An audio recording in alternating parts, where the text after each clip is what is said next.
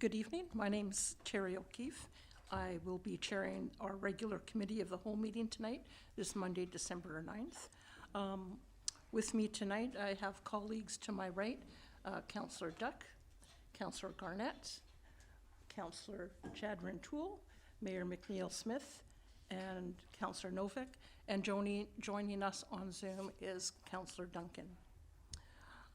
First of all, I'd like to acknowledge that our meeting and our town is on the traditional lands of the Wasanich people, and I'm grateful for the opportunity to live in this place and to the Wasanich people and their ancestors who have been good stewards of this land so that we can share it with them today.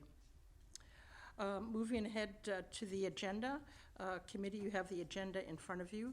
I will just make note that we've had two additional pieces of correspondence come in that are related to 10255 Resthaven Drive, which is item 2B on the agenda, and those are from Mr. Bodson and Pam Dalek. Sorry. And we'll start with public participation period. Oh, sorry. Point of order, if I could move approval of the agenda Yes. as amended. Thank you. Second. All in favor?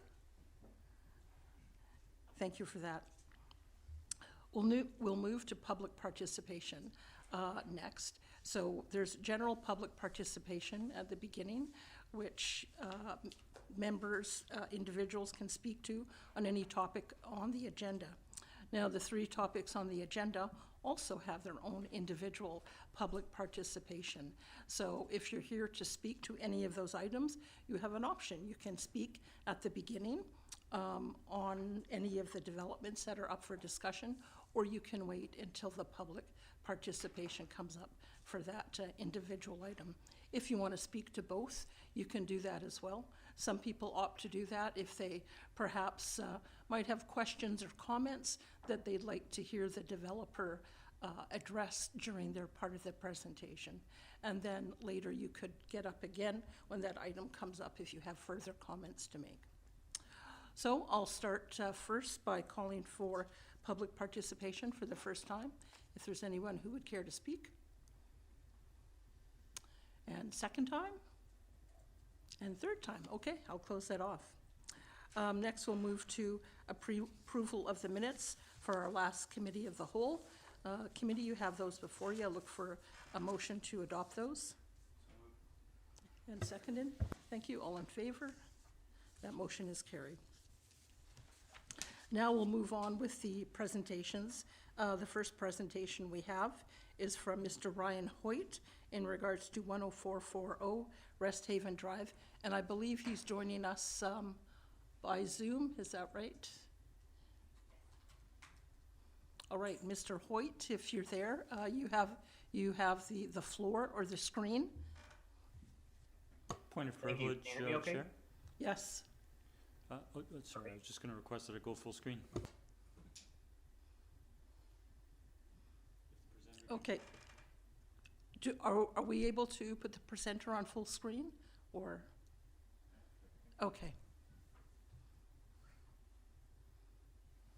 All right, thank you, Mr. Hoyt. You can proceed. Oh, actually, you've got the, we're going with I'm just moving to the other one, sorry, my fault. Yeah, 10440. All right, thank you for having me this evening. I wanted to be there in person, but I'm a little bit under the weather, so I figured I would log in online nonetheless. So I'm here this evening to introduce two applications. Both happen to be on Resthaven Drive. The first of which is 10440 Resthaven Drive, which is a proposed triplex, so 3 units side by side. The building is within the new SSMUH allowance to create up to 4 units on this lot. And the reason we are here with this application is the building itself is entirely compliant with zoning, but we are seeking a relaxation of with respect to parking for the site to exceed the allowable front yard parking ratio from 50% to 70%. So just a little bit of background with this building, and perhaps just some reasoning as to why the parking is set up the way it is. So this property along Resthaven, the site elevations and grades are quite low. So essentially our ground floor elevation is raised up slightly to meet the requirements of forecasted sea level rise. So there's no opportunity in this case to have a basement or lower level in this building. We're limited to above grade stories. So with that in mind, that does limit a little bit of space as far as what we can do within the allowable footprint of the building. So that's one reason why, in this case, utilizing part of the building for vehicle parking consumes valuable space that we otherwise can't afford because we don't have the ability to have a lower level. So in this case, moving parking from outside the building into the front yard as surface parking allows us to utilize the space in the building for living space and bedrooms alike. In this case, with this being a property that's, we'll call it a conventional lot with street frontage along one street only, so not a corner lot, obviously access to parking in any configuration is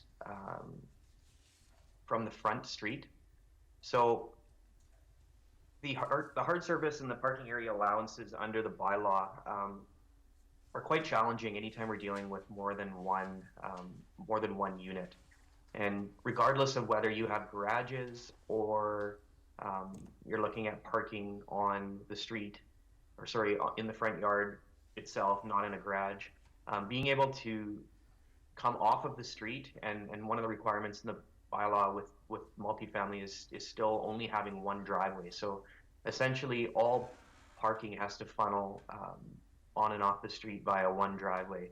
So doing that from 3 garages or from 3 parking spaces, it just takes up a fair bit of space and area to provide the minimum required maneuvering space.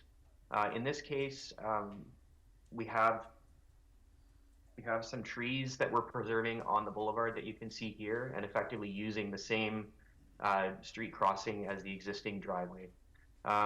In working with planning in this arrangement, it was very much a safety element brought up of being concerned with having 3 units accessing parking where they would back out onto Resthaven. Obviously, Resthaven does see a fair bit of traffic, so the parking configuration that was something planning wanted to see was the ability to get off the street forwards and then be able to back out and maneuver and drive out forwards. So the configuration that we have here basically provides the absolute minimum space that we can in order to provide the required parking of 1 unit per, or 1 space per unit, enough space so that we can maneuver and get on and off through the existing driveway and be able to drive forward through the existing crossing. So this is the 3 units side by side. We have parking that is 90 degrees or parallel to the street, so cars will come in and turn, and then cars will back and maneuver out. So I'm just going to pan through a couple of different slides. This is a view from the street of the property. This is the existing driveway here. So you can see there are some existing boulevard trees that will be retained, as well as a large tree on the neighboring property that will remain. So you can see there wasn't a lot of opportunity to relocate the driveway. 1 being the boulevard trees, and 2 being proximity to the intersection here. That really meant that the driveway needs to remain where it is. So it's somewhat limiting in where it comes in, and it does limit us a little bit in the configuration, and that's where, again, that 90-degree parking configuration makes the most sense. This is a rough rendering of the building.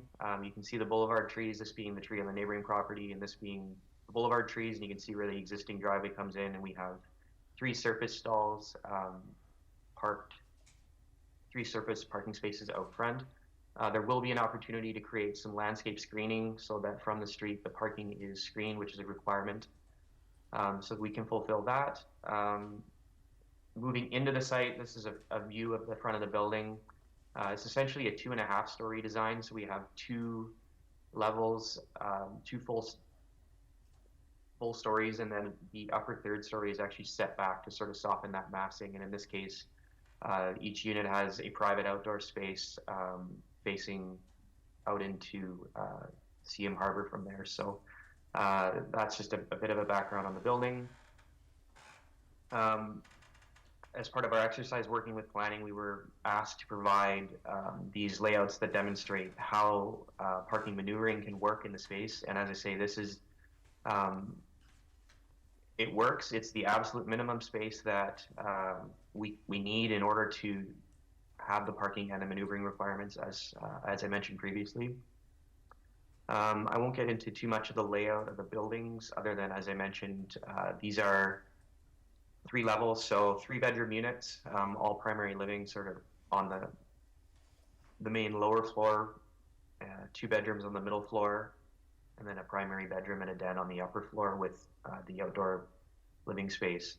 So just going to come back to the site plan here. So as far as the requirements for parking, as soon as we get over, I believe it's the 30% amount that all the parking is required to be constructed or made from permeable surfacing. So we've committed in this case to all of our site hard surfacing will be completely permeable, and we're also going to be incorporating a stormwater management system to help control surface runoff and help to limit the amount of runoff that enters into the storm system. So it's a retention and slow release system that will be integrated as well that sort of offsets the any additional hard surface space that we're creating. So that's all I have. I'm happy to entertain questions, but thank you again for having me this evening. Okay, thank you, Mr. White. We would next go to public participation. I'll just ask if there's anyone in the gallery or online that would like to speak to this particular development. It doesn't look like there is. Second chance, third chance. Okay, we'll close that public participation, and we'll move now to questions that committee may have for you, Mr. White. Sure. Colleagues? Any questions? No? Okay. Yes, Mayor? Thank you for the presentation, Mr. Hoyt. If you could put up the slide that, I'll call it the aerial photograph of the entire proposal.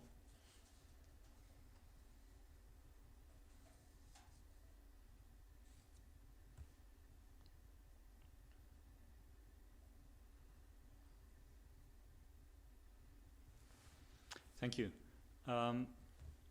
So seeing the layout, and I realize there's a lot of numbers in the drawing for the rear yards, but could you indicate what the size of the 3 backyards for the 3 units are, please? I don't know if they're, looks like 2 of them might be larger than the middle one.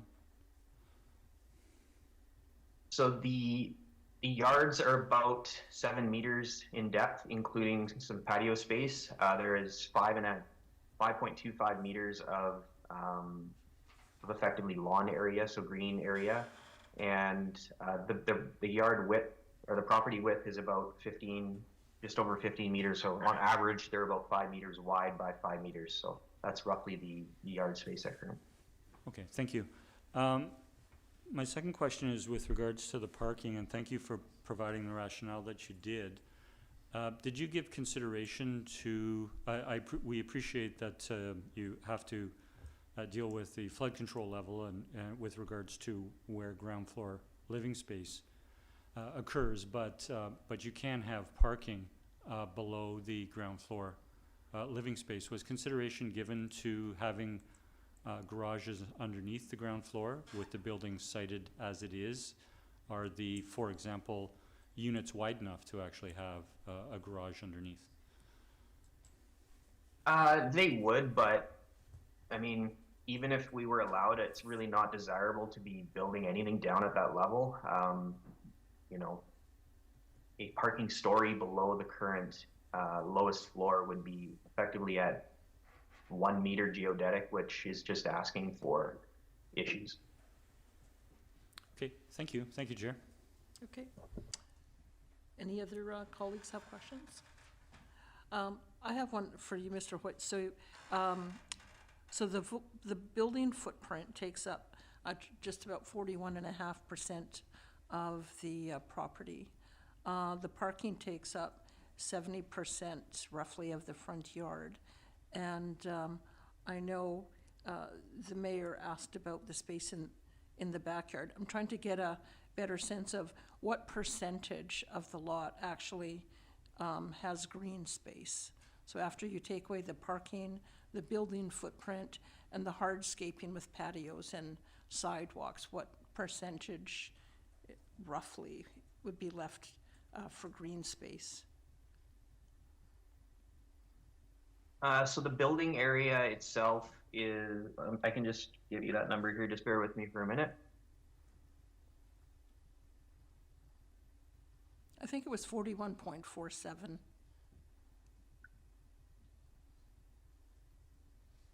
Yeah, that's about right. It's about 38% of the site is green space. 38%? Okay. Okay, that's all for me.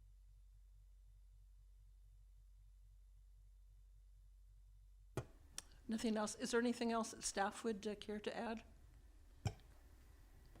Sure, thank you. Through the chair, this is an application to vary this one requirement in the off-street parking and loading bylaw. As the report indicates, these small-scale multi-unit developments that are permitted now in the zoning bylaw, up to 4 units per property, they fall under the same parking requirements as are in the bylaw there, so 1 parking space per unit. Staff did explore several options for parking on this site with the applicant as part of their application process for this variance, and found as one idea that council proposed earlier to potentially have the spaces underneath the building. That would still require, or the best design would accommodate a turnaround on site so that vehicles wouldn't be backing out into the street. This property is in very close proximity to the corner of Bowerbank and Resthaven, and that's a higher traffic area there with a bus route in that area and quite close to the schools as well as the park across the street. The report goes through and points out that it is otherwise in compliance with the zoning bylaw. And in the parking bylaw, so it allows up to 30% of the front yard to be occupied with parking. Any percentage over 30% has to be permeable. So you could have 30% impermeable, like hard concrete, and then up to 20% more, so up to 50% total could be for parking. So in this case, the applicant has proposed to do all 71% coverage as permeable surface with permeable pavers. Happy to answer any questions. Thank you. Okay, thank you very much. Councillor Garnett? Thank you, Chair. Through you to staff. I know that there wasn't anything in the report about tree preservation bylaw, and I'm just seeking clarification because I noted that there's 4 trees set for removal, and I'm assuming those are not protected trees, so they're not covered by our bylaw? That's correct. There's no protected trees on this property, and the reuse of the existing driveway location would allow the retention of the boulevard tree that's on the property that also shows on the site plan there. Great. Thank you very much. Thank you, Chair. Okay, Councillor Duck? Thank you, Chair. Through you to staff, just concerned that having visited the property, is there enough space for the parking there and turnaround in there? I've seen the diagrams, but again, just visually looking at the property, it looks pretty tight in there existing, so I'm just curious if you could confirm that.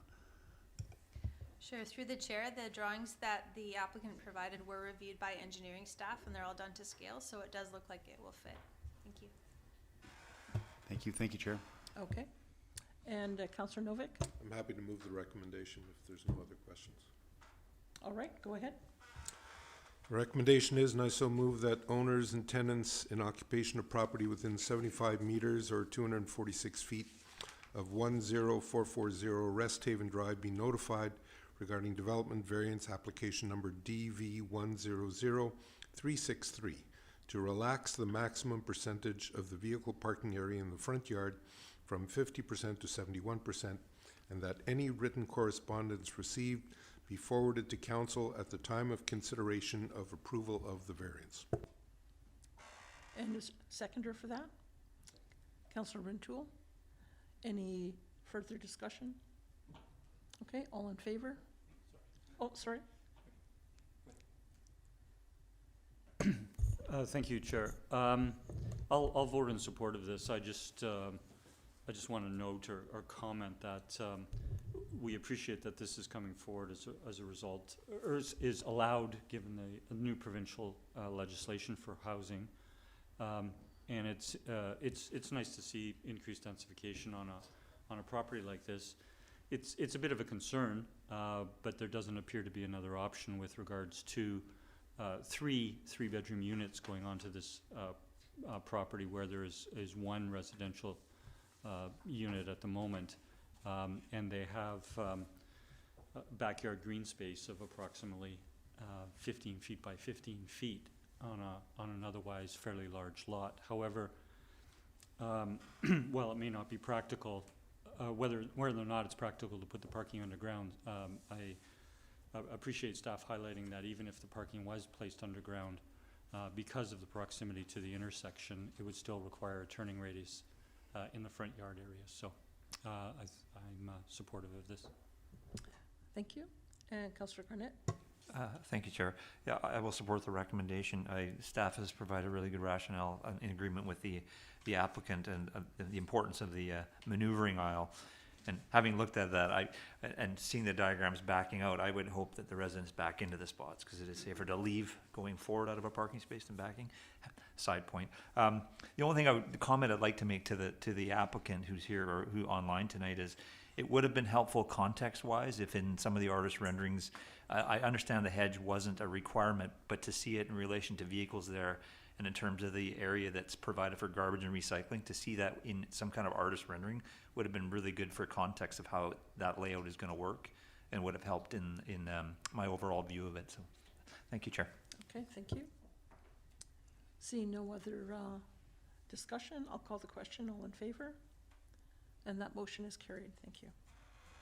All right, we'll keep you going there, Mr. Hoyt, and move on to your next development, if you'd like to bring that up and lead us through that.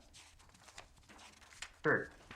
Just give me 1 second to regroup here. So we're now looking at 10255 Resthaven Drive.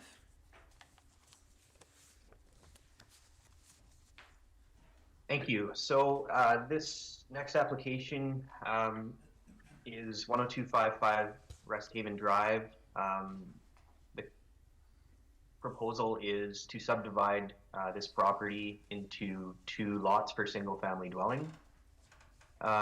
Just some background, this application came to council a few months back for as part of the subdivision application to grant a frontage waiver for a relaxation of the minimum lot width, the 10% minimum lot width. So that frontage waiver was granted, and so now we are here to present I guess the details of what we're proposing to do on the property and the variances associated. So just to back up, so again, there's the existing home on the property that will be removed. This is Mermaid Channel along the rear. You can see here in this photo how much tree and vegetation there is Hoyt. in the front between the existing home and Resthaven. And Mr. Hoyt? there's quite a bit of vegetation sort of along the Excuse back me, side of the property Mr. as well. Hoyt, or, yeah, I'm wondering, can you put your diagram up on the screen? We're not seeing that. Oh, I'm sorry. Yeah. I thought I had shared. One sec here. We could see you, but not the diagram. Sorry, I don't know why it didn't come up here. Can you see it now? Yep, there we go. Thank you. My apologies. So just briefly, this is the existing home on the property, and this is sort of just looking at the trees and established landscaping between Resthaven Drive and the existing house site. and then Mermaid Channel in the back. Proposal is to split the property in two. This is just a view of the front of the property. Again, you can see a lot of the existing vegetation, and part of our proposal is to retain and utilize this singular driveway initially to serve both properties.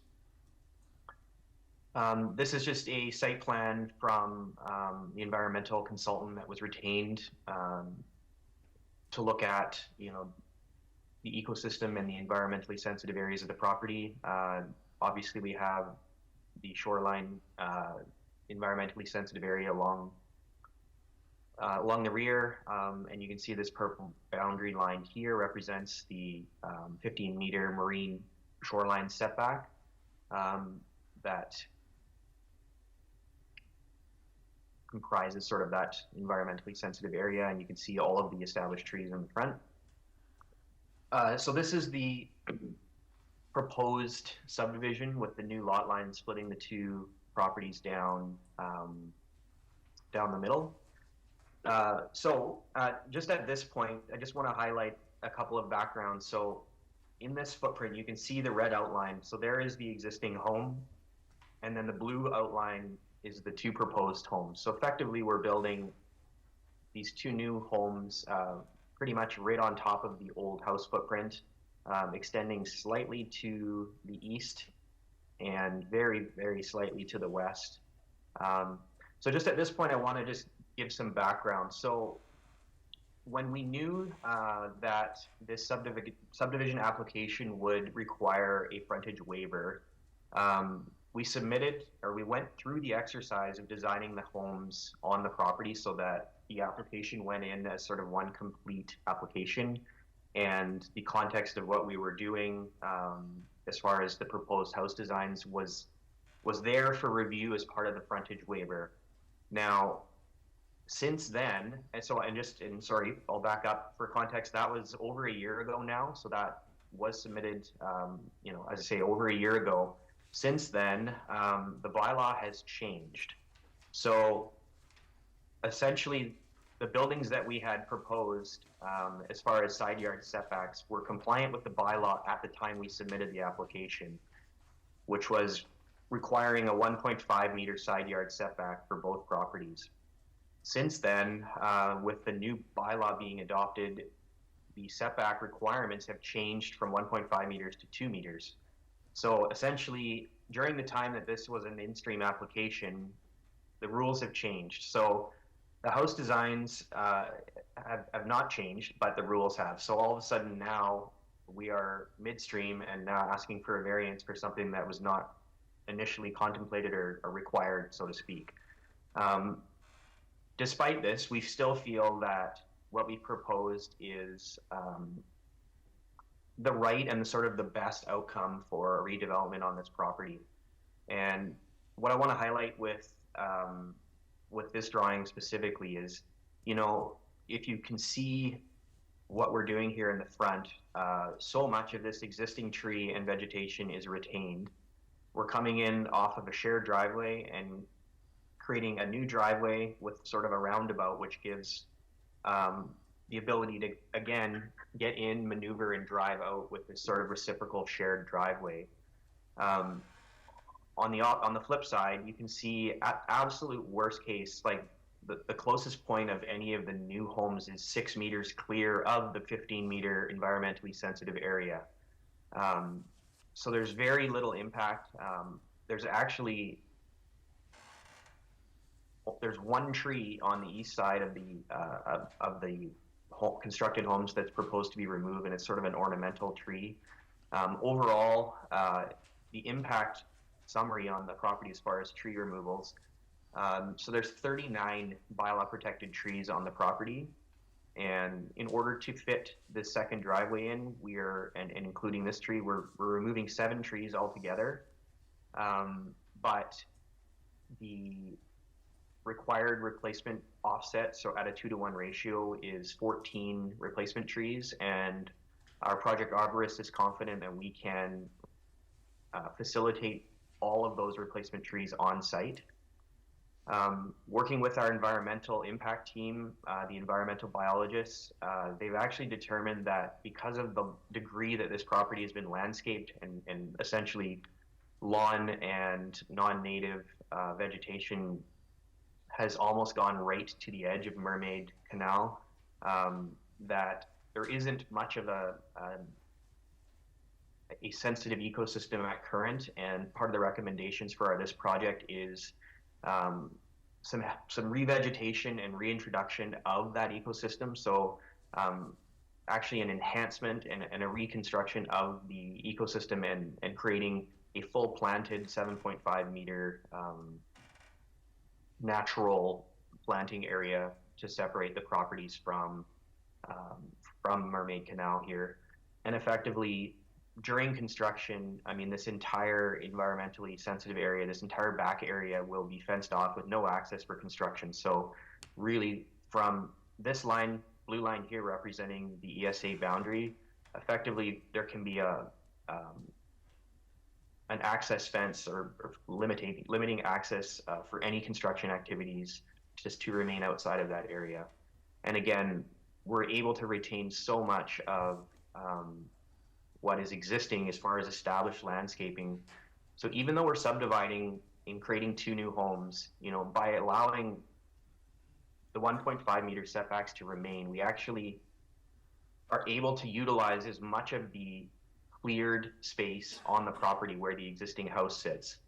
And you can imagine if we're talking homes that are not that big, if we increase the setbacks to 2 meters on each side, we lose a full meter of width on a property that's not very wide to begin with, which is just going to stretch those homes further towards the ESA in one direction and further towards impacting more of this established landscaping in the front.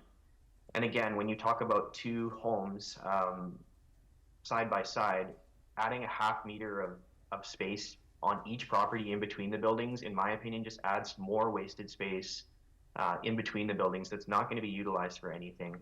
I can appreciate when we're looking at what you can build under the context of small-scale multi-unit housing, where in the absence of a subdivision, a redevelopment option for this property is 4 units, that's 3 stories, so a full story taller than what we're proposing here, a larger footprint, pretty much unlimited floor space ratio within a larger footprint. So, you know, this is a much softer impact overall, even though it's subdividing, creating 2 homes. We feel that the net impact on the property is much less in this case versus the alternative, which is not subdividing and looking at, you know, what's permitted under the zoning for up to 4 units here in small scale multi-unit. So I'm just going to carry on. This is a view of the 2 proposed homes. So they've got a 2-car garage each and front entry sort of facing the street. So they have a really nice presence. They sit well with each other. We're not crowded by any means.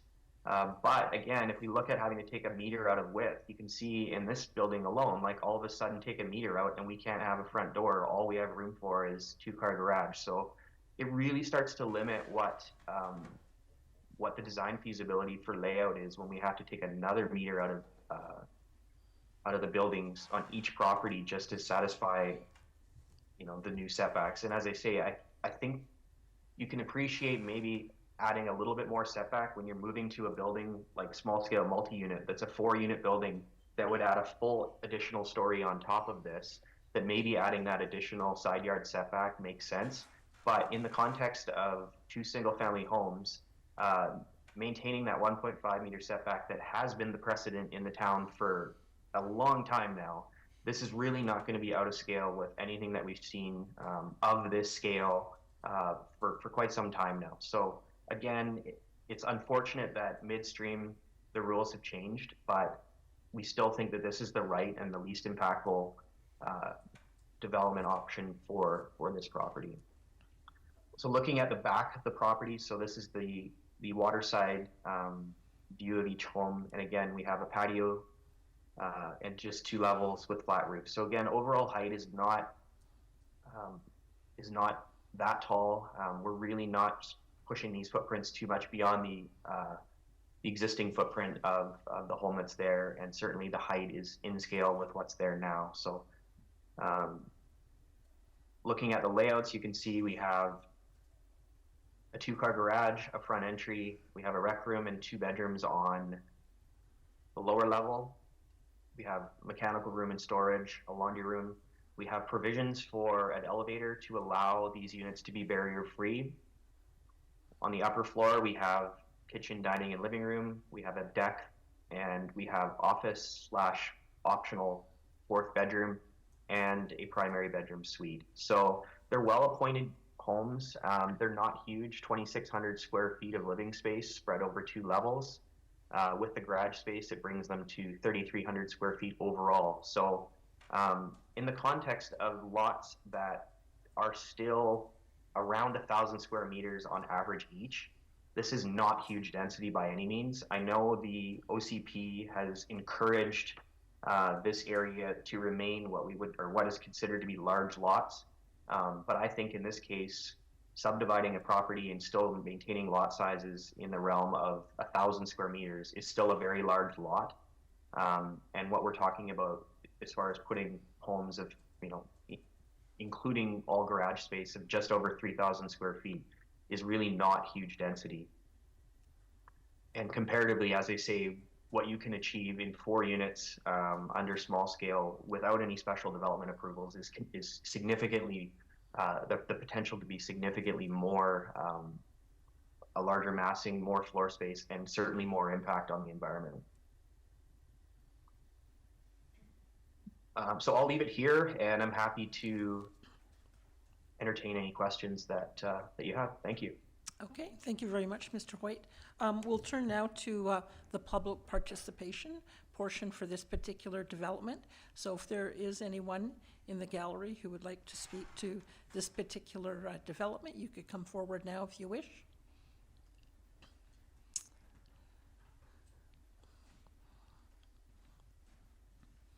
And if you would just state your name and where you're a resident from Sydney, I presume.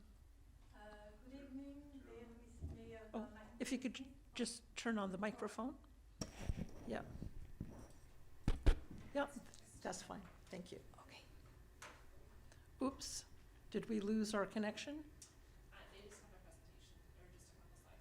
Oh, They're just on the slides. no, not yet. We can, yeah. Yeah. Okay. Good evening, dear Mayor McNeil Smith and members of Sydney Council. We are Thierry Botson, I'm Catherine Verhegen, and we have lived with our 2 young boys at 10,245 Resthaven Drive for the past 8 years. Our property is located just south of the proposed development at 10,255 Resthaven Drive. We have known for some time that our neighbor, Mr. Larch, plans to build new homes. In mid-August, we reached out to him to express our concerns about how the new construction might affect our view.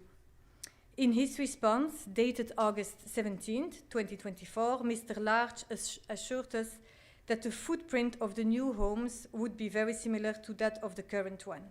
He concluded his message by stating that he understood our desire to maintain our view and would do his best to address our concerns. However, we have recently discovered to our dismay that Mr. Larch's actual intentions are to build 2 houses much closer to Mermaid Creek and very close to the limit of his property. This project would significantly reduce our side yard space, completely blocking our view to the north, with a concrete wall just a few meters from our window, as well as obstructing our view of Robert Bay to the east. If this project moves forward, it will have a very significant, unfair, and irreversible impact on us. We have included here a photo montage that illustrates the view from our home and the volume the new houses would occupy if built as proposed. So this photo is taken from our dining room on the left now and simulating on the right the impact of the construction project using information and measurements of the construction project taken from Sydney Town's Active Development Application webpage. Furthermore, we are also expressing our concerns regarding the new constructions being closer to Mermaid Creek. That's the next slide. Here's just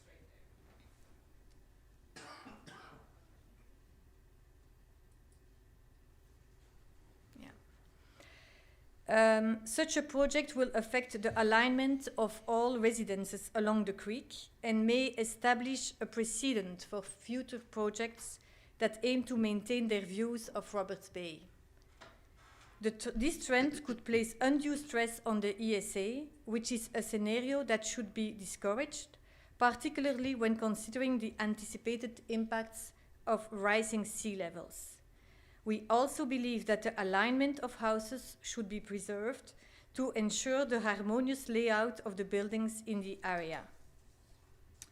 So on this picture, the map highlights the misalignment of new constructions, which has a direct impact on neighboring properties and future development in this environmentally sensitive area. It uses the CRD community map as a background alongside the project plan provided by the promoter. We have observed that the project includes plans for 2 driveways, with a new one situated right next to our property boundary. This will involve the removal of 5 trees to create a new access point. We believe there are alternative solutions that could minimize the project's impact on this valuable green space, which serves as a small wildlife refuge. We trust that Mr. Larch was sincere in his response to our August email. This project needs significant reconsideration, taking into serious account the affected neighborhood, and we urge an open and fair dialogue with all the affected parties. If the initial proposal does not allow for any flexibility to accommodate major changes, we think the idea of subdividing this property and constructing 2 separate houses should be re-evaluated entirely. Thank you for considering our concerns. Thank you for coming forward.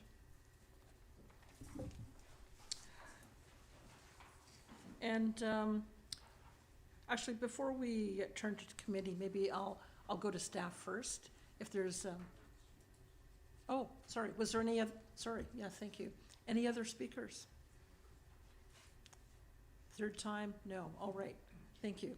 Public participation is closed. Now, we'll move ahead. And maybe before going to committee, I'll ask staff first if there's anything that they would like to add. Sure, thank you. Through the chair, this is a variance application for variances to, one variance to the subdivision and development bylaw for the minimum width of a building envelope on properties to be subdivided, and also a variance to reduce minimum interior side setbacks for future construction of these 2 single-family homes that the applicant is showing here on the drawing.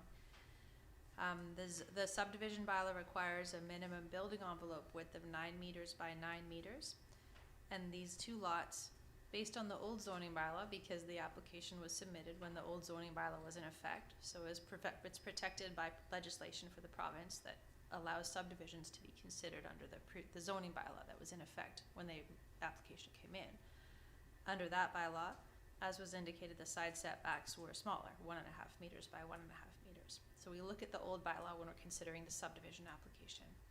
So their variance would produce a building envelope that, the lot width they're proposing would produce a building envelope width of 8.12 meters by much more than 9 meters deep, because it is quite a deep lot from the east to the west.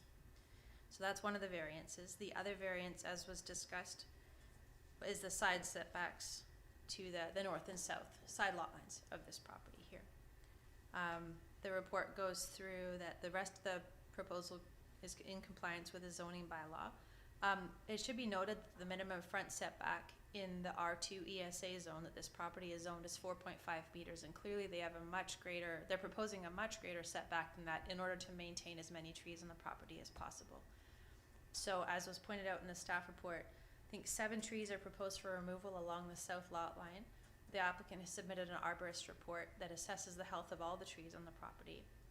On our count, there was 46 protected trees on the property. So these 7 along the south lot line were all assessed to be in fair to poor condition.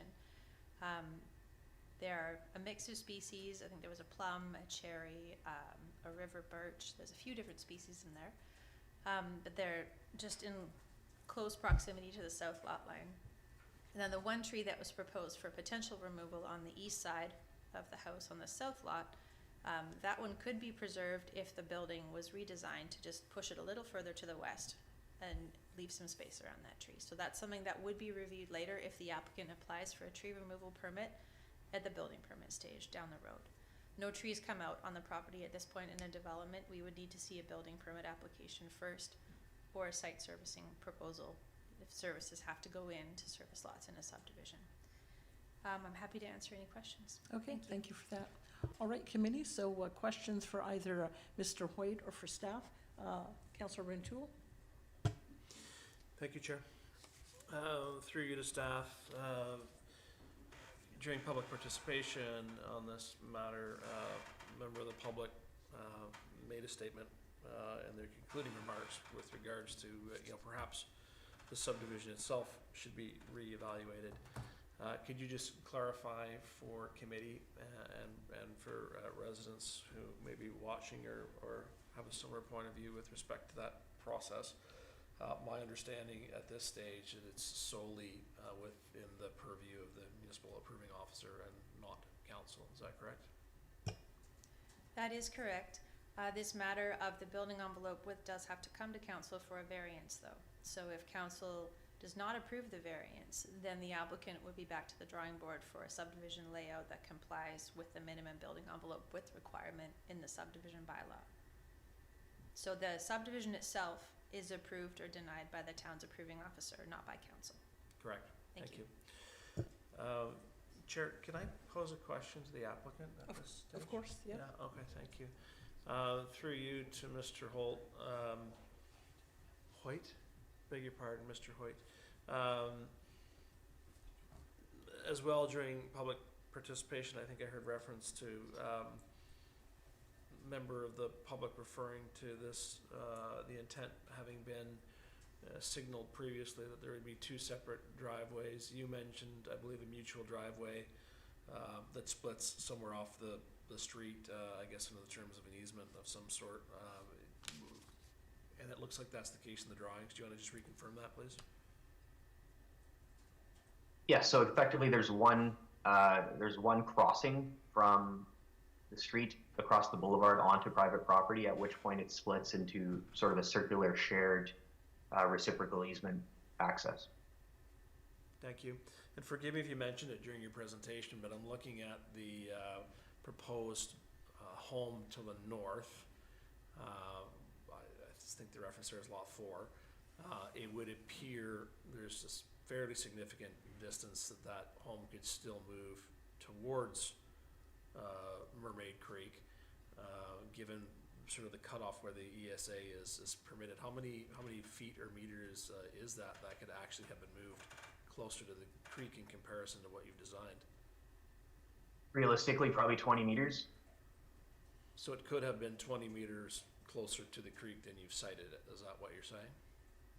Yes, and if this is all right, I will take this opportunity to say it was pointed by staff that it would be possible for us to create a bit of a jig-jog lot boundary to break up these lots and circumvent and create a 9 meter by 9 meter building envelope. But what it's going to mean is it's going to mean we have to move the homes completely to opposite ends of the property so that we had enough room to do that jig-jog of the lot lines. We didn't feel that made sense. That just seemed like a silly thing to do to meet a rule that really is designed to ensure that there's a suitable building footprint on the property to build. In this case, we're less than a meter shy in one direction, and we're about 15 times the required dimension in the other direction. So in aggregate, we have plenty of room for these homes to sit. And the least impactful way to sit 2 homes is very close together and right on top of the existing area where it's disturbed. both of these homes could have gone significantly further to the east.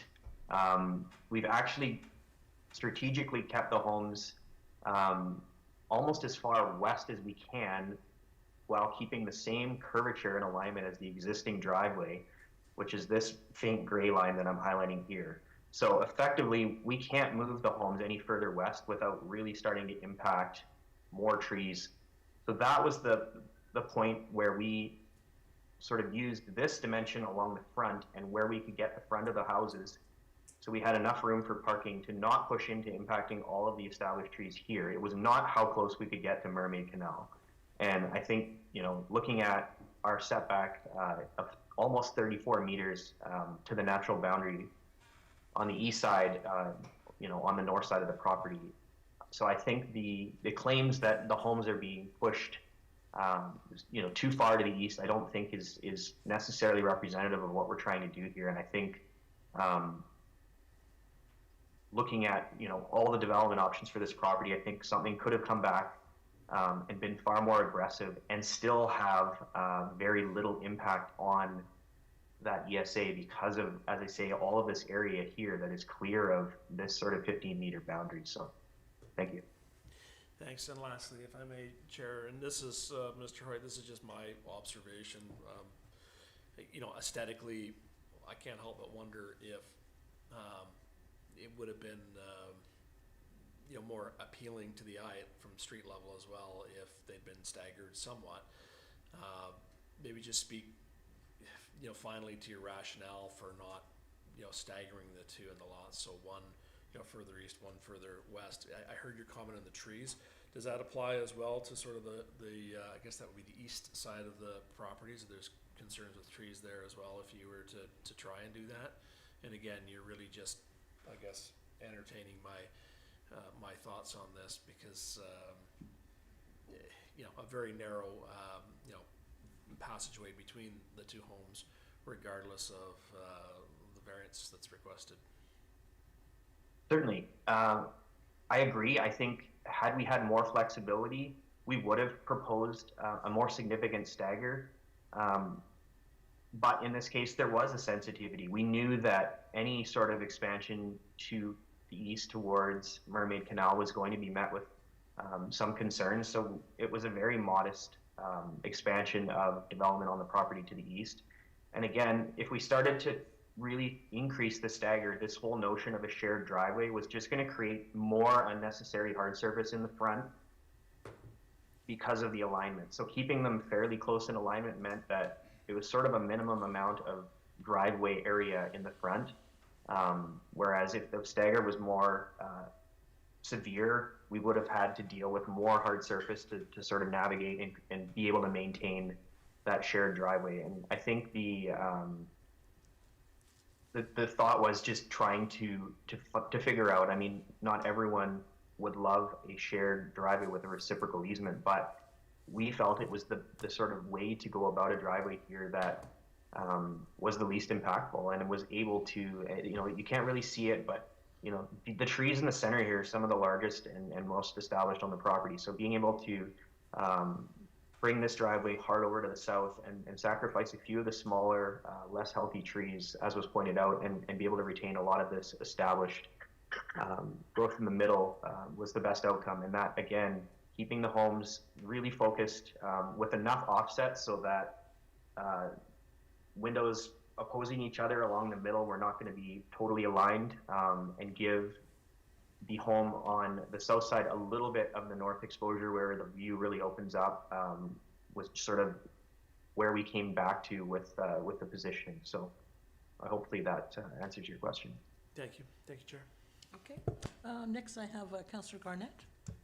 Thank you, Chair. Thank you, Mr. Hoyt, for the presentation. I just have one question, and it centers around, I'm wondering, given where we are, the rationale for subdividing the lot, the original lot in the first place.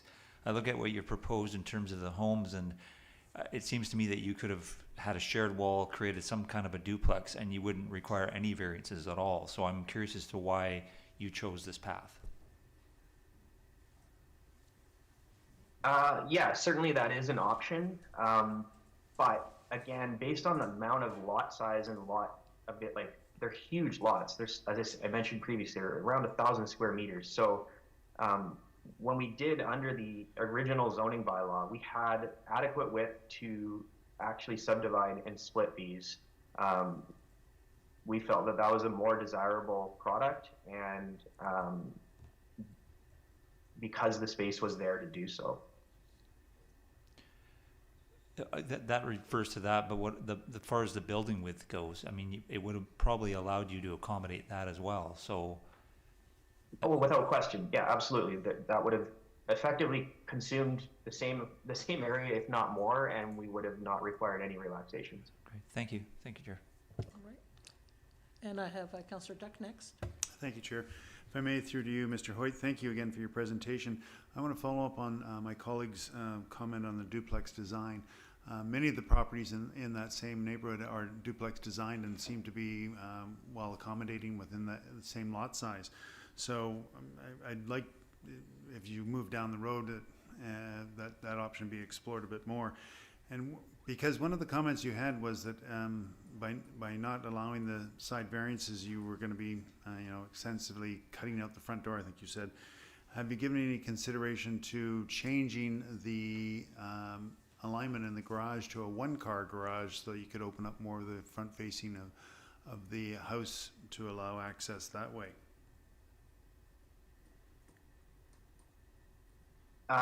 We had not considered going down. Our goals remain to be able to have two-car garages on both of the homes at this point. Thank you. If I may, Chair. Thank you for identifying the SA setback in the diagram.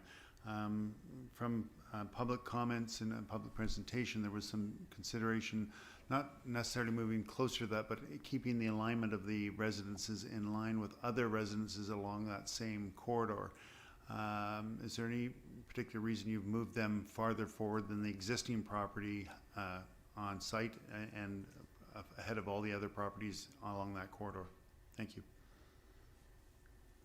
As I mentioned previously, the siting of the buildings was about as far west as we can without starting to impact more trees along the west side. If we look at the existing footprint of the building here, and we look at the blue footprint, it's about 6 feet that we've moved, plus some deck space that, as I say, isn't a full massing, it's just an outdoor space. So it's a pretty modest movement to the east. There's no such thing as any rule or any covenant. There's nothing that says alignment of existing buildings is anything that needs to be maintained. Certainly, if the neighbor to the south was to redevelop their property, they have the opportunity to push as far east as they feel they can, and of course they're going to be subject to satisfying the same environmental setbacks. So it's all well and good to say that you should keep the existing alignment where everybody has, is bound by the same rules. And just because historically buildings were set back, it's a really tough thing to ask somebody to maintain an alignment that isn't going to necessarily exist in perpetuity. So I will just say that, in our opinion, this is a very modest push to the east. Obviously, anytime you have a view that is over or across another property, there's always a risk that that view will change, and that's just the reality of progress. It's unfortunate. I sympathize, but it's something that, as a property owner, you can't plan everything around views across your property. So there's a lot of things going on this property, and a lot of preservation of trees in the front. So only so much we can do to push the buildings west. And like I said, in reality, we could have pushed this north house 20 meters to the east and probably blocked the view so much more significantly and really not had any impact on the ESA. So I don't like to paint the picture of what could have happened, but certainly there is the potential on this property if this application is denied, a small-scale multi-unit proposal can fill this footprint again without any special development approval. That's just the nature of how the setbacks are on this property, without really any reason not to, so to speak. Thank you. I'm not, I appreciate the neighbors may be concerned about the view, but with respect to the ESA, I'm more concerned about sea level rise and any property getting closer to that edge. It just is going to create more of a problem down the road, possibly. Thank you, Mr. Hoyt. If I may, Chair, I'd like to get questions through to staff. If staff can give some direction on, I noticed when I visited the property that the power coming onto the properties would be on the north lot. Would this, we may not be at this stage, but would the power then have to be changed to accommodate both lots, and there would be a new power line put in, or give me some direction on that? Thank you. Sure, thank you. Through the chair, as part of the subdivision application process, the applicant would have to contact BC Hydro for a design for underground service for electrical and telecommunication to both lots. So the BC Hydro or their contractor would send a design to town engineering staff for review and approval before that can be installed. So that's part of the subdivision application process. So it wouldn't stay as an overhead connection to the two new houses. Thank you. So it would be underground in the Yes, future. it would Thank you. be. Appreciate And that. because all the trees on this property are protected, it would still have to go through, like this, the electrical service alone wouldn't need a development permit, but the development of the property is viewed through that development permit lens. At a staff level, we do look at the environmental impacts and look at where those underground services are going and try to make sure that they're avoiding root zones or that they're following best practices if they do have to go through. Thank you. I Thank appreciate that. And again, I think you said in your presentation that relative to trees, that would be once we get to the building design phase of this development? Yeah, the underground servicing would be reviewed before a subdivision is approved. So all those underground designs have to be reviewed and approved and paid for by bonding before the subdivision can be approved. Thank you. Thank you, Chair. All right. Other colleagues? Councillor Duncan, I'll just check in with you to see if, no, you're good? No, thank you. Everybody's already asked my questions. Okay. Thanks. Yes, Mayor McNeil-Smith? Thank you, Chair. Thank you for the presentation. I'll turn a question through you to staff first. And that is with regards to the interior side setbacks. The setbacks on the north side of the north property and the south side of the south property are not variances, only the interior on the two properties? No, I believe they are looking for variances on the north and south side of each lot.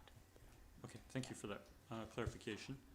My question through the chair to Mr. Hoyt is, you made reference to the 9 meter by 9 meter building area, and that if that approval was not given, that you would, one option would be to move one of the homes forward and one to the east and one to the west, such that you did, but without requiring or without requesting an even greater side setbacks. How could you meet the 9 by 9 meter building area, even if you moved one house to the east and one house to the west, given the setback variances already in place, already requesting? Because we can manipulate the property lines to create more width in the location of each house, so that middle property line would no longer just be a straight line. Kind of like a panhandle lot. Okay, thank you for the clarification. Thank you, Chair. All right, any other questions? I have one just to staff. Just wanting to clarify, there's talk about what could be built on this under the new legislation. So my understanding is that although we would like to keep large lots in the ESA along that strip, that the reality of the new legislation is such that if this developer were to abandon the subdivision, that he would be able to build up to 4 dwelling units, say perhaps a 4-plex or 4 townhouses on that lot. So just confirming that my understanding of that is correct. Through the chair, yes, that is correct. Up to 4 units could be built on this property, and many configurations are possible, whether it's 4 individual homes, 2 duplexes, a block of 4 units all together, 2 up, 2 down. There's lots of different configurations, but that is permitted in the current zone. Okay, and up to 3 stories, and presumably there would be more of the lot area used for building and loss of trees, I would imagine. Is that safe to assume if such a development were put forward? So the current zoning bylaw is what we look at when we're looking at building permits for new houses on these properties. I know it's confusing because the subdivisions are viewed under the old zoning bylaw. The building permits would be looked at under the new zoning bylaw. So the new R2 ESA zone does allow a maximum height of 3 stories on all the properties in this neighborhood here, east side of Resthaven. And the lot coverage depends on the lot area. So a lot area of 1,000 square meters or less, 30% maximum lot coverage. If your lot area is greater than 1,000 square meters, that lot coverage actually drops to 20%, so that it leaves more open space, more permeability, because it is in that development permit area. Right, okay, thank you for that.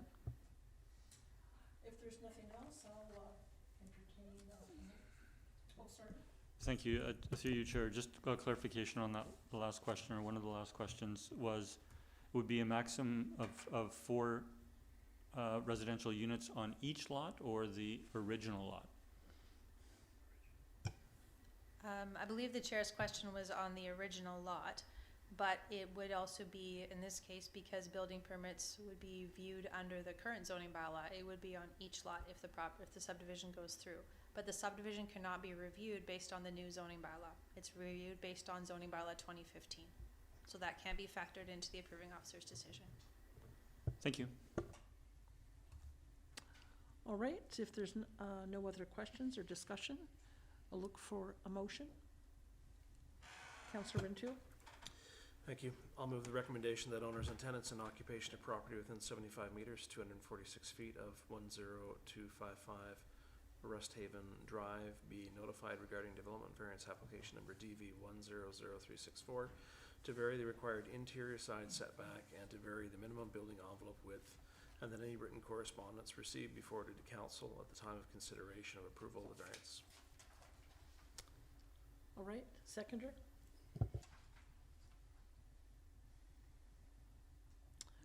No seconder?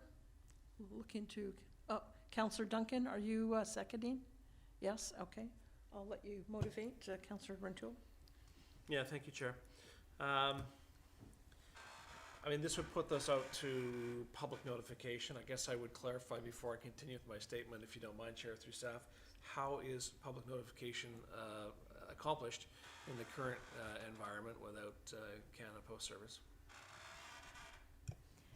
Through the chair, recently with the 2 variances that council considered at the last meeting, to get those notices out, we gave the applicants the option of either waiting until Canada Post resumes service or having them sent out by a private courier company, and both of them chose the private courier company at their expense. So that was done and the notices were all delivered.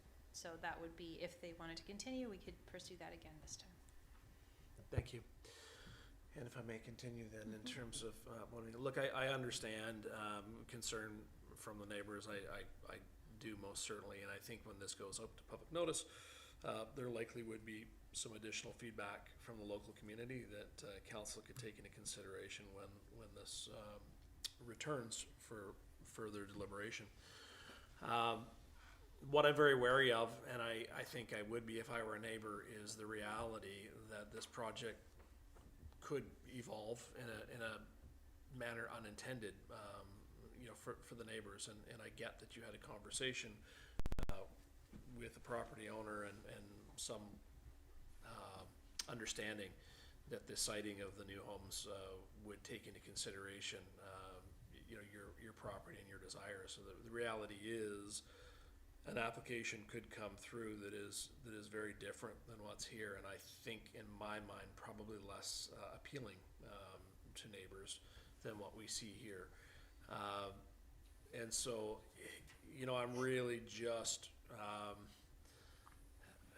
concerned, and I'm not suggesting the applicant would make a change out of spite. They're looking at developing a property, a finished product that's going to be marketable and going to be able to be sold.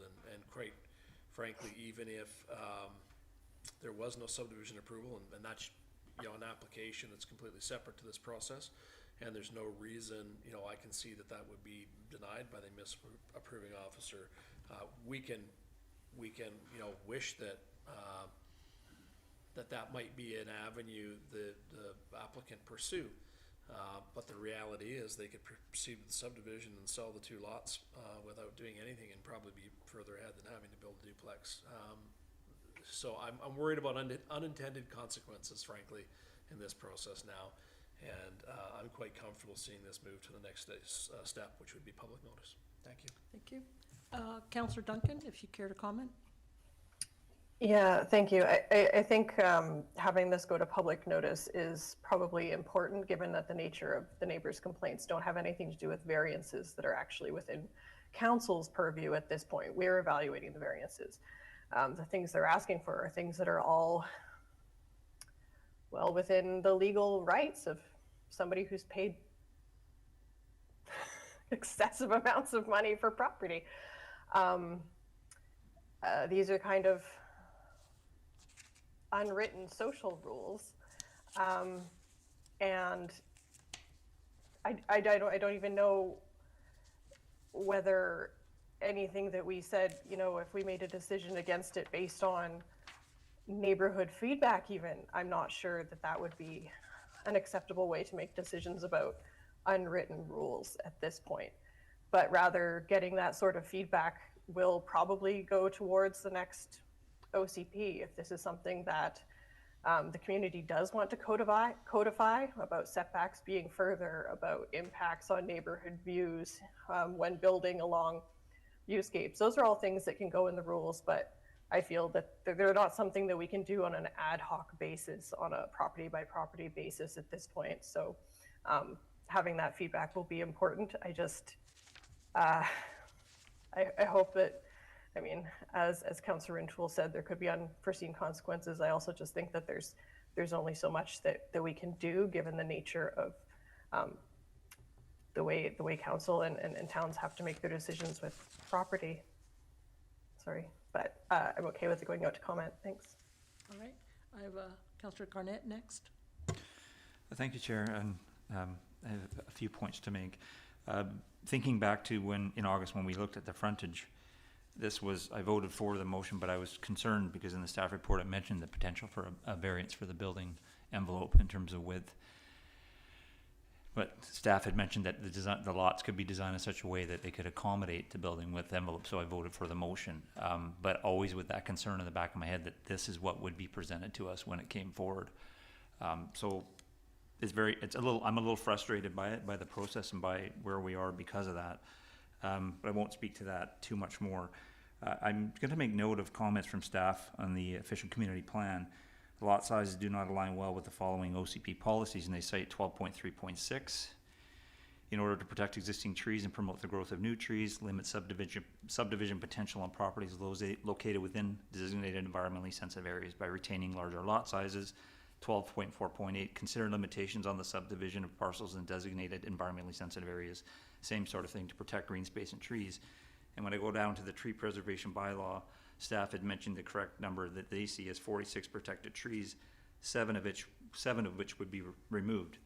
So speaking to what those OCP comments are, and then the application does not align with OCP objectives to retain larger lot sizes in environmentally sensitive areas to help protect environmentally sensitive features within these areas. And staff had noted that one of the trees might be saved by a redesign, but I'm doubtful now in the process that would even happen based on a comment in the letter that a shared driveway that results in very minimal tree impact and overall a net tree loss of only 2. I would suggest to the applicant that any tree loss in this area, which is environmentally sensitive of 2 different areas, is not minimal. These trees have an importance in our community, and it signifies to me that there's a loss of understanding on what the protective trees provide in our community, and in particular in these areas. And I'm going to finish with my comments regarding the OCP, and I'm referring to your letter again, where you mentioned that subdivision application was submitted in September, or I believe September or summer of 2023.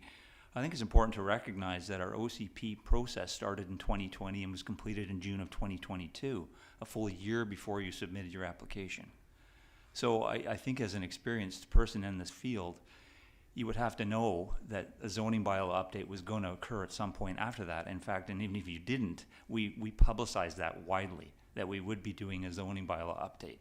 So I don't think it's fair to say that you wouldn't think or even consider that would be rezoned in the future, because there was a really good possibility that was going to happen given the process we go through.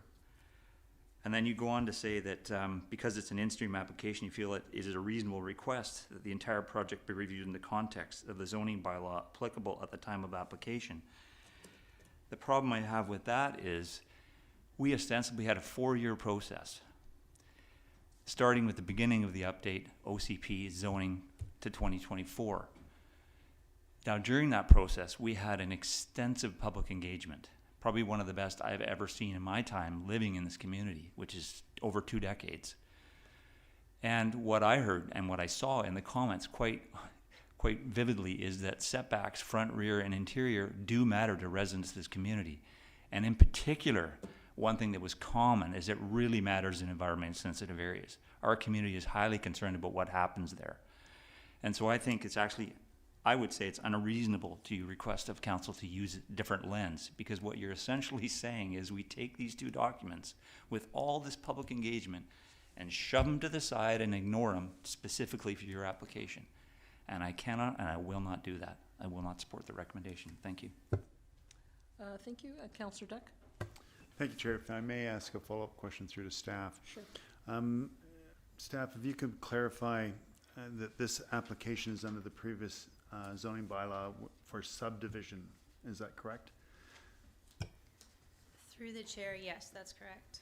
So if successful, the subdivision exists, and I'm following up on Councillor Rintoul's comment, they could then go back to the market, and now we have 2 lots that could qualify under the current zoning bylaw, and you could have up to 4 residents on each of those subdivisions. Is that correct? Yes, that's correct. Okay, I will not support this. All right. Councillor Novak? Thank you. I'm not happy with this the way it is. I do recognize that given the current situation, even if the proponent was to, for example, put a duplex on there, the setbacks would be different. They would probably comply, or they could find a way to comply, and it would still impact the views in the area. But like Councillor Garnett, I'm concerned with the trees, I'm concerned with Mermaid Creek. I'm not convinced that this is the best way to redevelop this property, at least as it's been put forward to us. So I won't be supporting this. Thank you. Thank you. Other colleagues? Mayor McNeil-Smith? Thank you, Chair. I actually have a question first through to staff before commenting. And that is, the staff report says this is, in the introduction, there is an active subdivision application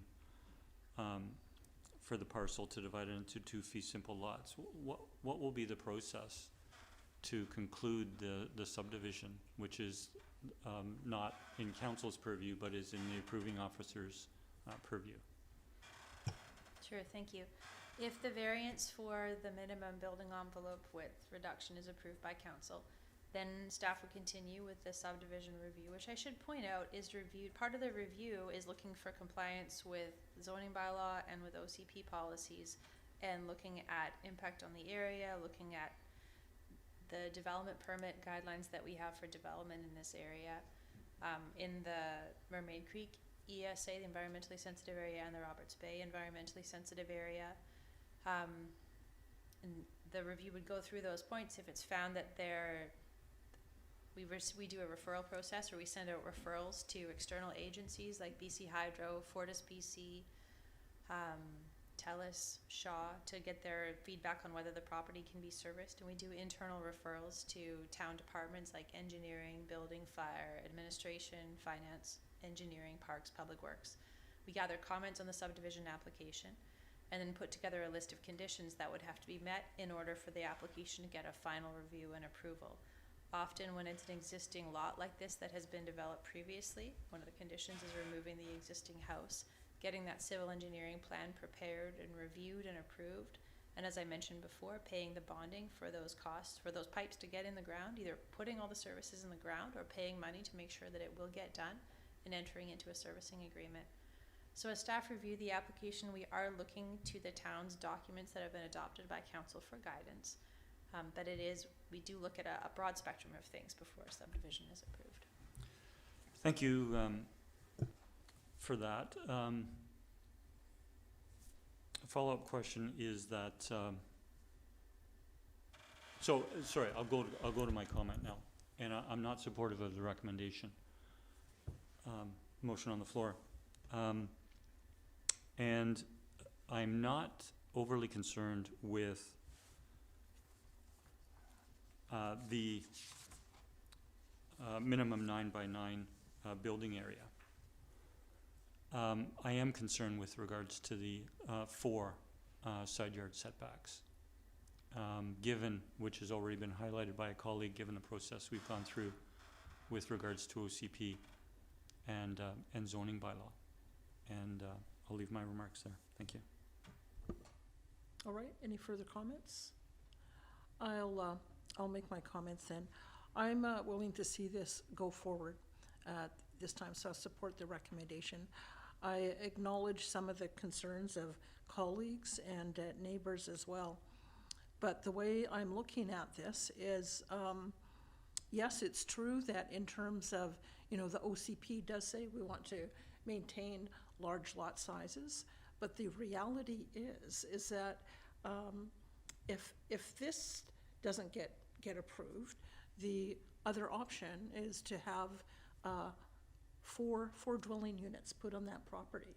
And that's not gonna, we don't necessarily have any role in approving that. So I think that's a much less attractive option for that property, to have 4 townhouses on there, 4 cars. To me, I see that we would lose more trees, more impact in an environmentally sensitive area. They're gonna be 3 stories. So that's gonna affect views, higher massing, and likely nothing that council can do about that. So to me, if this property is gonna be developed, I think, all things considered, I'd rather see this than 4 dwelling units on that property that I think would have a much larger negative impact to the environment, the neighbors, and the area as well. Other comments? Councillor Duck. Thank you, Chair. I'm hearing that that's the possibility going down the road, that this could go under the new zoning bylaw, but the applicant still can come back and look at those side setbacks and rear setbacks to adjust them to accommodate within the property being subdivided under that structure. So there's still an opportunity that this project can move forward under the past zoning bylaw to subdivide it. I still, at that point, would be concerned, because then you would have 2 properties that 4 units could go on to. So both the assumption that it could happen right away or further down still exists. So I remain concerned at this point and in the future, if a subdivision or without a subdivision, that there could be significant density on here that may or may not fit within the neighborhood. But I appreciate that right now the applicant can jig the layout to accommodate the variances, or not need the variances. Thank you. Councillor, Thank you, Chair. I have a procedural question through to staff, and that is understanding that if council were to approve the variance request for to relax the 9x9 requirement, so if council did approve that, then the subdivision process could go forward to the next stages, but that would be the only decision point for council. Could council approve that relaxation, but then not approve the side yard setbacks? Through the chair, yes, council could do that. Approving the variance to the minimum building envelope would allow the subdivision process, the subdivision application review process to continue. The side yard setbacks, as was pointed out in the staff report, it would result in a very narrow house if no variance was given to those side yard setbacks that are required under the current zoning bylaw. It may be doable. That would be up to the applicant to decide whether to apply for a different variance later in the future or not. So they could come back with a different proposal for variances later. Thank you. So for a moment, just exploring in terms of comments have been made that if we do not approve this, so if we do not approve the 9x9, the subdivision process cannot continue unless the proponent goes back and chooses a panhandle option of some description. That's the only way the 9x9 requirement, as I understand it, could be met. So we would see that proposal. Or the applicant could choose not to subdivide. Can staff explain if this motion that's on the floor does not pass, would the applicant can be able to continue the subdivision application and then go to small lot development under the new provincial legislation? If the requested variance for lot width is not approved by council, you just said, just to confirm your question, you said if the requested application does not pass, that being the requested variance for lot width, if it is not approved, the applicant could then either redesign the subdivision to meet the bylaw, propose a different variance request for a different minimum lot width, or the subdivision could not be approved, and then they would have one parcel to deal with. If the variance is approved, they could go ahead and design buildings to fit onto these properties. And can you repeat the second part of your question, Sorry, please? I'll try and clarify, and that is, if we do not approve this, then the subdivision can't occur. The applicant can come back with a panhandle option to proceed with subdivision. In fact, it may not come back to council, because if they can meet the 9x9 requirement by panhandling, it wouldn't then come back to council. That's correct. It's only come to council because it isn't meeting that minimum 9x9 meter building envelope width. Many subdivisions don't come to council at all because they do meet the zoning bylaw requirements and they meet the subdivision bylaw requirements. It should be noted that the proposed layout for the houses is fitting in the middle of the property, where it's saving the most amount of trees and having the least impact on the Mermaid Creek environmentally sensitive setback area. There, you can see on the drawing, they're well away from the minimum 15-meter riparian setback. And they've pulled the houses kind of in that middle spot of the property. They've literally found the middle ground here. So it's important to note that the current layout could be permitted with no subdivision at all. They could come forward with a building permit application and a DP minor, a development permit minor application, to build exactly this with no subdivision. They could do it as a building strata, sell the two houses separately, and have this as limited common property, lot A, lot B, and it would look to a passerby, it would look exactly like it does now, but it wouldn't include a fee simple subdivision of the property. But would it not require, through the chair, would it not require side yard setbacks? No, it would not, because it would stay as one parcel of land. Like a duplex is on one property, and you measure the setbacks from the sides. There's no line between the houses. So they would have to pull it in to meet zoning bylaw setbacks on the north and south side.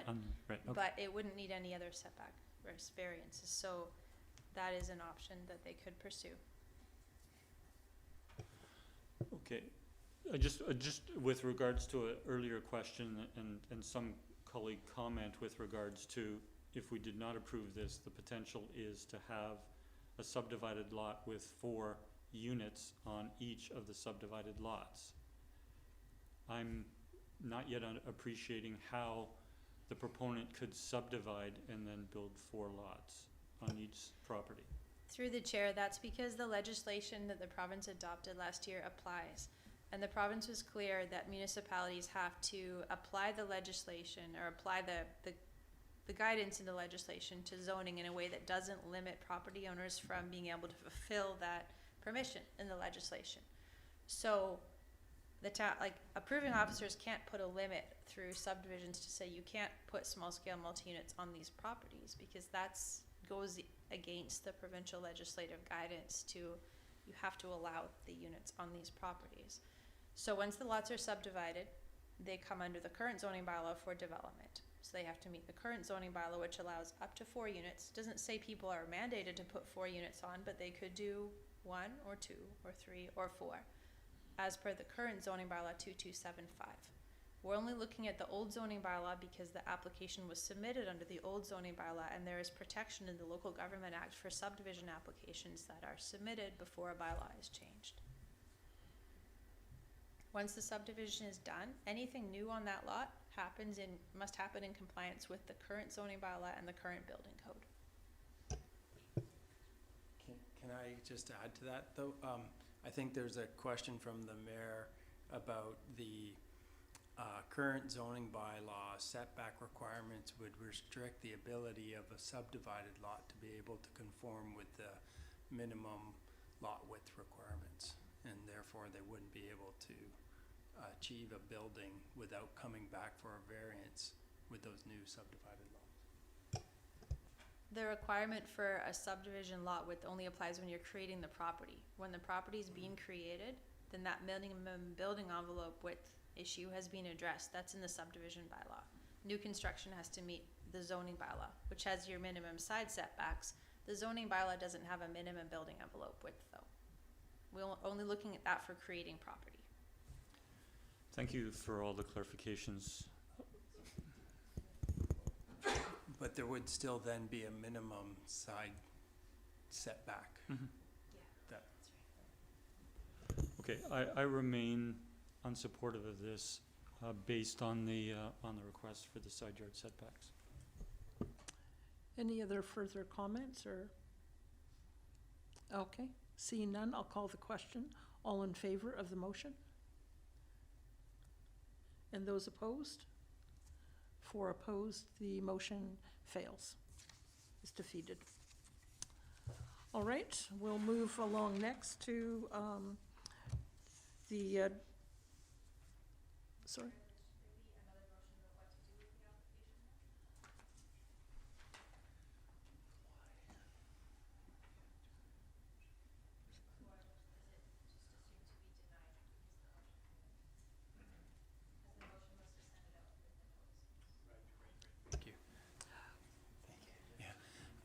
Through the chair, staff have identified that it may be beneficial to have an additional motion to resolve what happens with the application itself. So, because the recommendation was to provide notice to the neighboring properties about the variance request, and so would the committee like to make a recommendation to council for the application itself?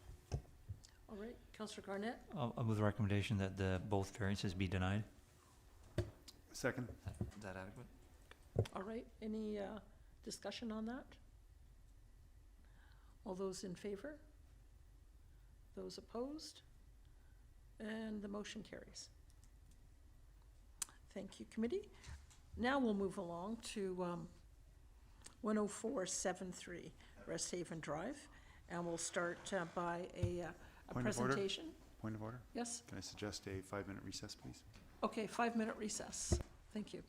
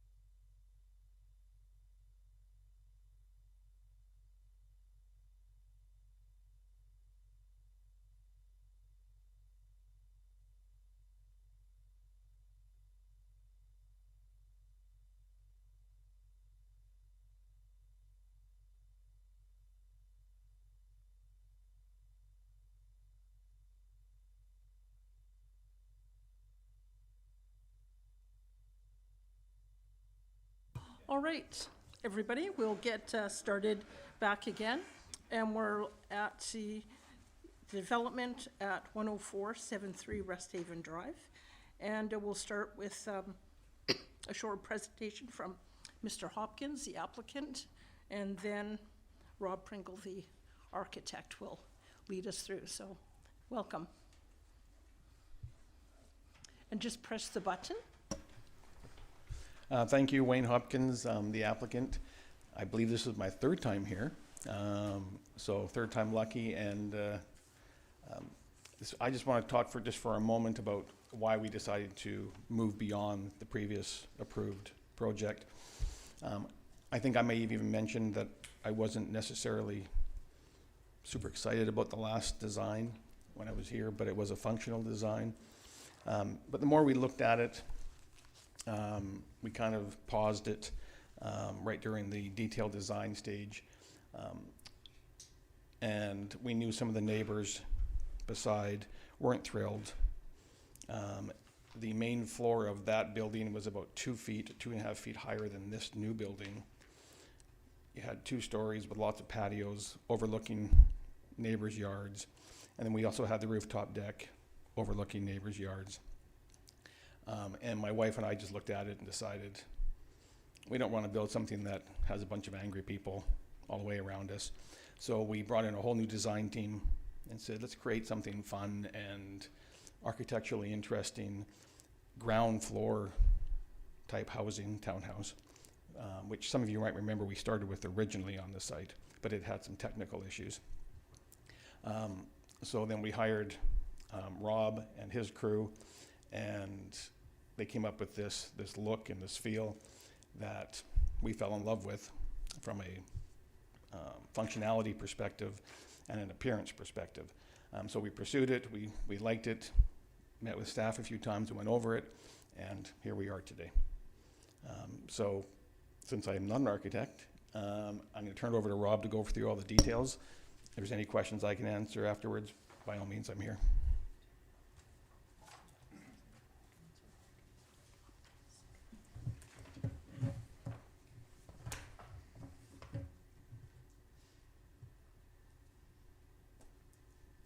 Thank you, everybody. So, as Mr. Hopkins mentioned, we are here to talk about 10473 Resthaven. As you are aware, there is a current approved design on this. And what we've done is a departure. So this is now a 9-unit townhouse development. It is broken up between, I should say, 2 3-beds and 5 2-beds, with the 2 beds having the option for a flex space, which could be converted to a 3rd bed after all.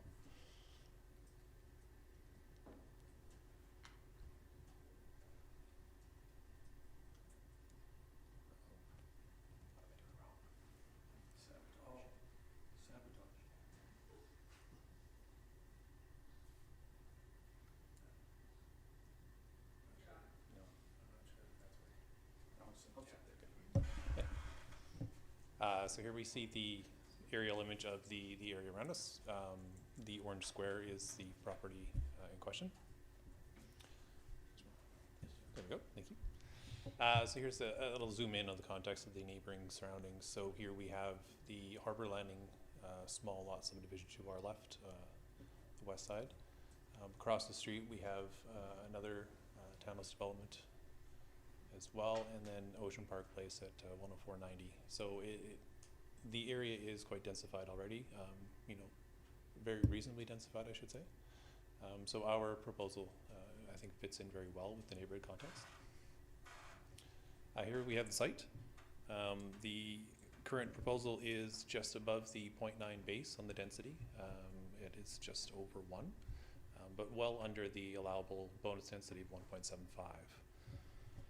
We are meeting all the zoning requirements for the setbacks, the building height, the parking, the drive aisles.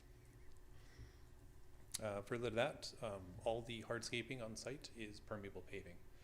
What's worth noting in this stormwater management plan as well, the post-development stormwater is actually far under the pre-development stormwater, so there are no attenuations required. It's kind of a rarity. Usually we see the opposite, so it's worth noting.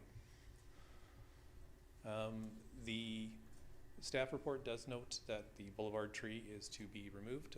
That was a miscommunication. We do intend to retain the boulevard tree. And I want to speak to the design of the site itself as well. Currently, it is a bit of a well as far as the existing grade.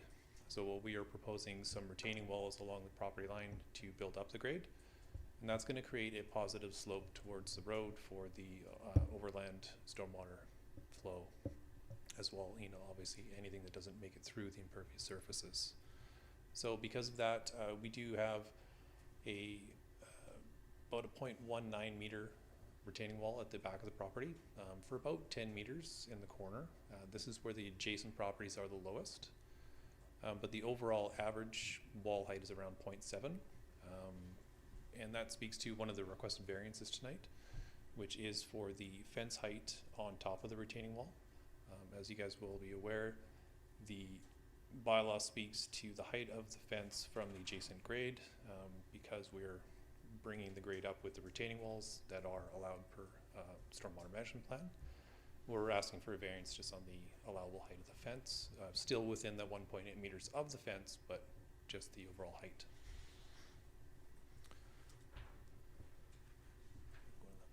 Yep, thank you.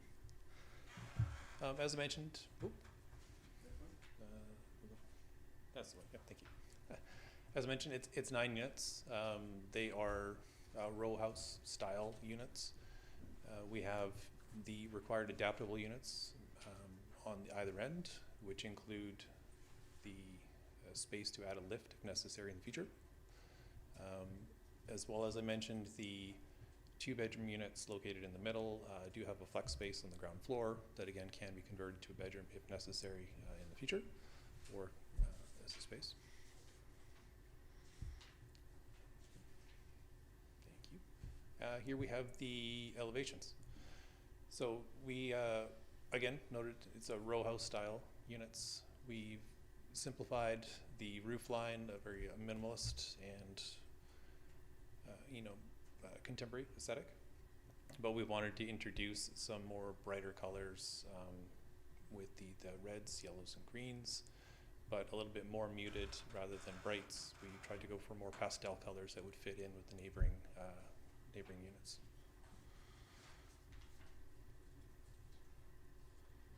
As you'll see, there is a clear delineation of the units themselves. It's very easy to see which unit's which with the front doors and the garage doors themselves.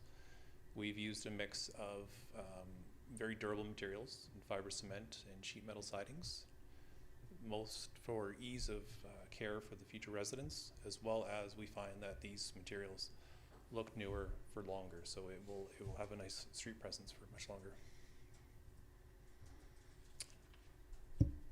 I will speak to the other variants on the application as well, which is for the projection of the cladding into the yards. Currently, the eaves are allowed to project up to 0.3, but the vertical connections, the delineation of the units themselves, are not allowed to project past 0.15. So what we're allowing, or requesting I should say, is an alignment of the vertical fin walls to align with the eaves to create that very uniform delineation of the suites. It should be noted that this is only present on the north property line, which is the side yard property line. The projections on the front, this you see here, are allowable because of our large drive aisle.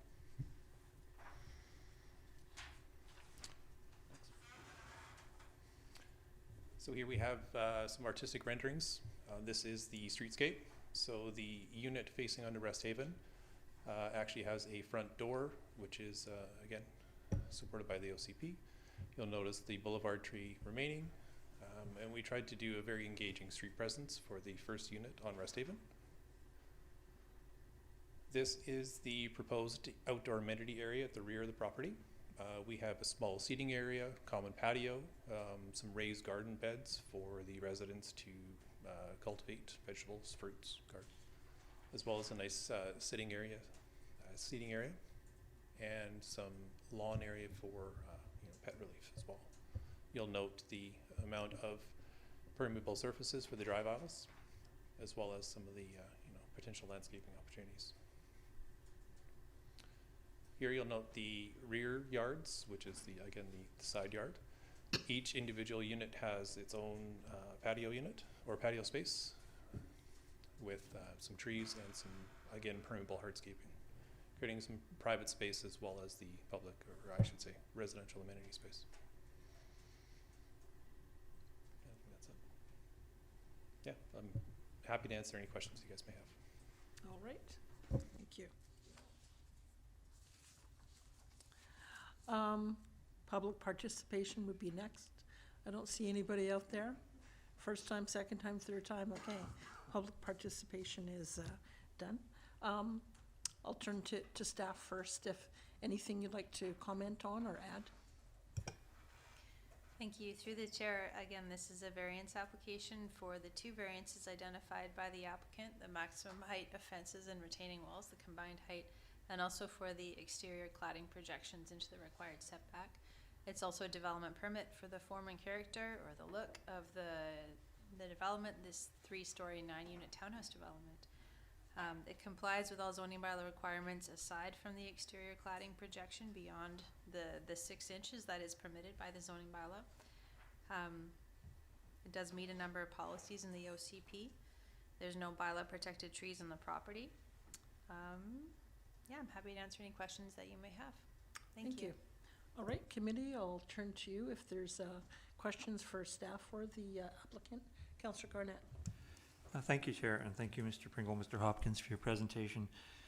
Sign of a good presentation when you answer almost all my questions while you're presenting. So the only question I have, and it's just for my own personal, to be able to see it, is there possible that you have a slide that shows the cladding variance you're asking for? I'm just trying to contextualize what you're asking for and what it looks like on the development.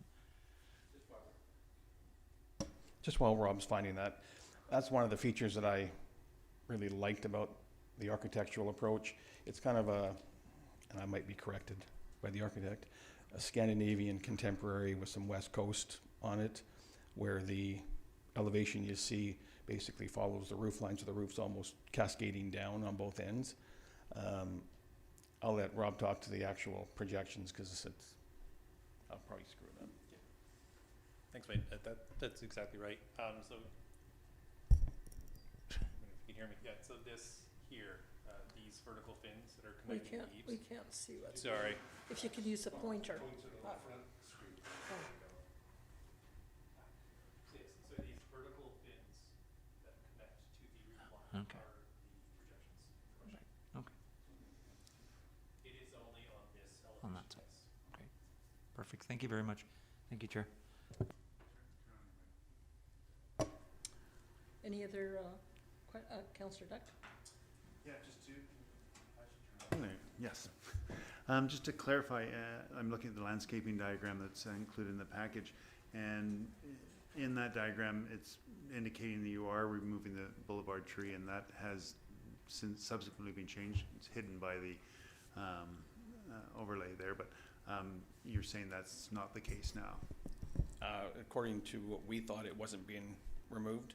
It was obviously just an error on the plan. Okay. And similarly, in the one on the back, I assume is not a protected tree, but you're having to remove the ones on the back side because of the addition of the fence and retaining wall? Thank you. With respect to the fence height, in your application, you indicated this was to help screen the driveway from the neighbors and that. Have you had any feedback from the neighbors relative to that fence height, either higher, lower, what it is? Not so much. The biggest issue in the past has always been about privacy, overlooking, and headlights. So that's what we've tried to keep in mind when we were doing this the entire time. And like Rob mentioned, it's only one small portion of the property that gets up to like 1.19.